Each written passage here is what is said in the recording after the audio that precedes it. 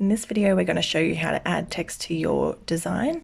So firstly, we're going to go into our pages and put a grid on, and this will help us center all of the text.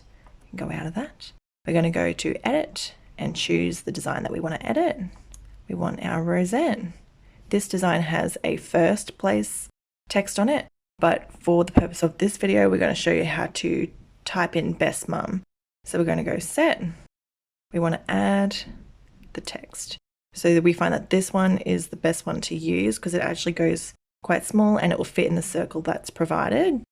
So we're going to go best. We want to change the text size and then we can continue. So I've got best, we've got set. We want to move it into position. Move it up a little bit more. Then we're going to go add for the next row. So go back to the exact same text. I'm going to go mum, change the size, and set. We're going to move it back up into position. And that's all centered there. Next, we're just going to go to embroidery. So when you're embroidering, we've got just the normal steps. We want to continue making it exactly the way it needs to be made, following the instructions. But once we get to step 9, and it has the first place embroidery, we're going to skip that. We're going to go down to the very end where we've got the text here.